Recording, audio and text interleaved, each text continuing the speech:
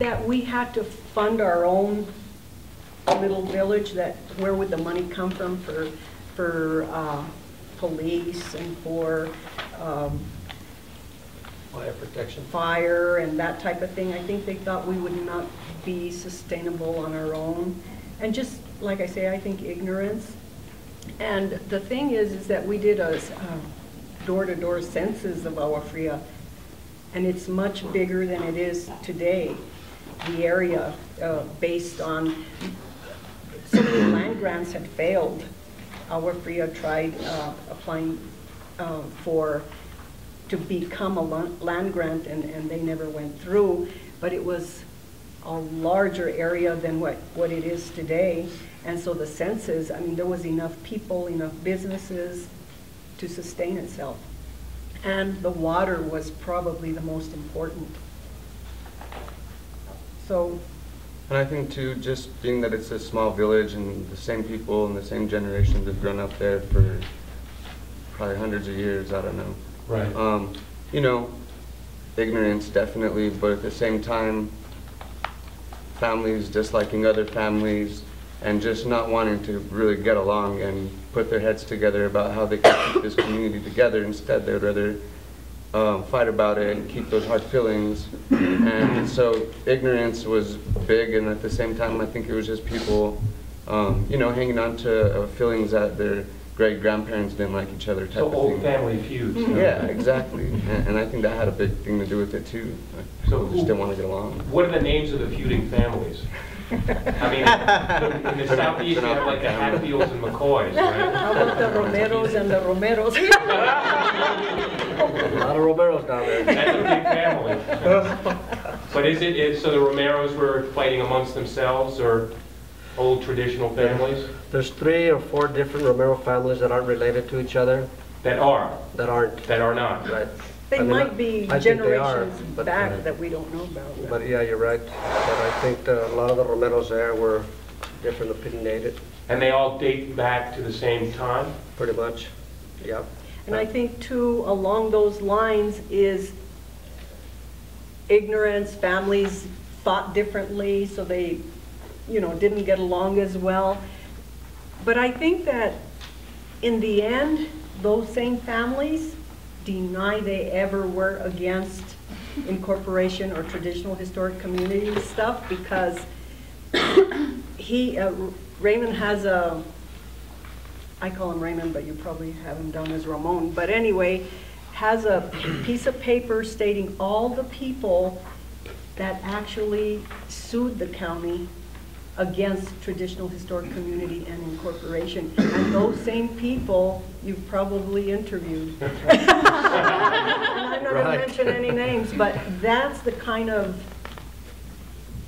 situation that you ran up against, is your same families and extended families and neighbors were against what you thought would be the right thing to preserve the village. I mean, those families that were against the preservation, did they feel that by not becoming a historical community, there was an alternative? What was their alternative? They didn't have an alternative. They didn't have They just don't want to change. They just didn't want to change. You're right. Yeah, it changes. Well, if you look at it, some of those families had a little lot in the village. That's right. They couldn't lose anything. They had the water, they had the protection. They had no more room for expansion. We and other families had a lot of room for expansion. And the little guy that was with a little lot was the guy opposing the guy with a big lot. So pretty much that's what it was. Mm-hmm. But even at the time, we didn't have a whole lot of land either. No, we didn't. Just a house. You know, his mom didn't want to sell outside the family, and we certainly couldn't afford to buy it. But as I say, when you're poor, you become creative. And, you know, I came up with this idea, and I told Raymond, I says, why don't we, your mom doesn't want to sell the land outside the family, why don't we couldn't afford it income-wise, so I said, let's come up with some mobile home spaces and the property can pay itself. So my husband and my sons did all the infrastructure, and you're talking like, I don't know, 6 acres, four trailer lots on 7 acres. A lot of shoveling. a lot of hard work. But it worked, and we were able to pay monthly payments on the property. So at that time, we didn't have land yet, except where our home sits on. So then later on, as time evolved, we paid for the property, we helped put our kids through college, the land code changed, and we were able to make more lots. And so now families live there. It's not a mobile home park where you have one trailer, another trailer. It's actual lots that people can raise families, have pets.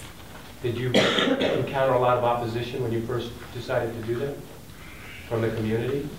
We still encounter opposition. The only opposition we had back then was the water situation. Some of the people that opposed to THC were in the water board, and I got voted out of the water board in 1995. And those same people, when I had to take my plats and have my plats approved by the Water Association, which I was a member of but no longer on the board, they would reject me, and they'd give me the runaround. One particular time, they gave me the runaround for almost 16 months, till I literally almost had to get an attorney to make them allow them to make me get water. So it was a battle that went on. And the water board was from the city of Santa Fe? No, from my village, From the the water village. board that I serve in now. So why would, again, I understand that one of the dynamics was old family feuds and that they didn't understand, but were they angry about you developing? Was that part of it? I think they were angry because I was one of the persons that spearheaded the THC, and they were opposed to it, and I got voted out of the water board due to that. I think it was obvious, and I think that's what the feelings were.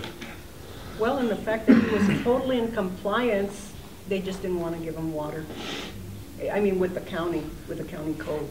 I think So it too, was Hatfield and McCoy syndrome type thing at that point. Right, just spite. I think too, a lot of the people were just not happy that we were being successful, especially legally.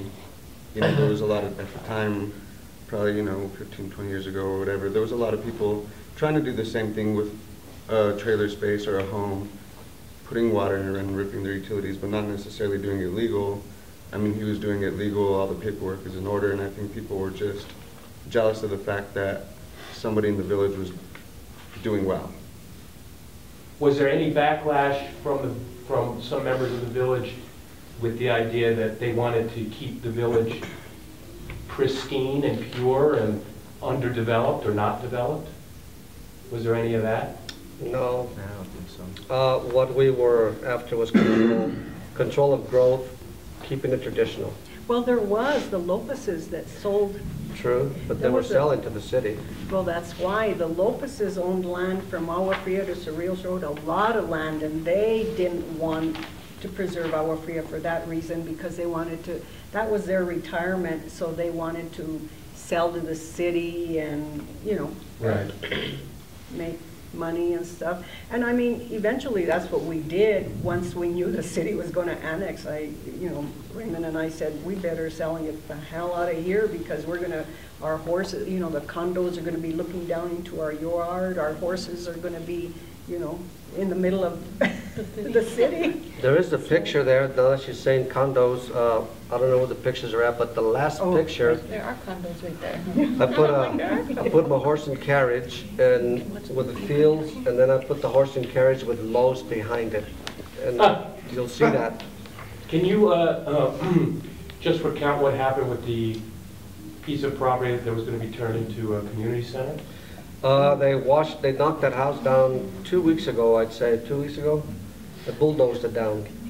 So that house is no longer there. And what did they promise you was going to, Well, it all turned out that it was going to become a community center, who promised you that? branch. Well, I put it in the contract. I wrote my own contract. I shouldn't say this. Off the record, we mailed him his never mind. No, But say anyway. Like, this is the dramatic part. I got a radical Talking wife. Go on drama ahead, students Hazel. here. Go on ahead, Hazel. Tell it like it is. No, but anyway,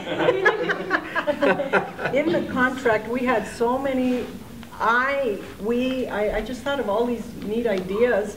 So when I made my contract, one of the covenants was that they could not knock down the house and that they would make it a sort of a community center with a plaque that read, "We built a home and this was part of the village," and blah, blah, blah. And also our old water rights, if those ever came about, and just different things. So when it came down to the bottom line, he couldn't do anything where the house was, and so in the end, we just told them, if you pay us, you can knock it down. So that's eventually what happened, because it didn't make sense, all these condos, and then all of a sudden, you wouldn't be able to see it, people wouldn't know about it, so we just lifted the covenant. Uh-huh. Very cool. But yeah, I mean, until about a month ago, that guy was like at my mercy. I still save a message that he calls me and he says, "Hazel, help me out here." This is Jeff Branch. Yeah. Was he calling So from I had Spain? his- huh? And I told him, did he tell you? I told him that I was on sabbatical, because that's what he told me at one time when we were negotiating. He was on sabbatical, so it was on a Sunday, and it was true. When he was calling, I was on sabbatical.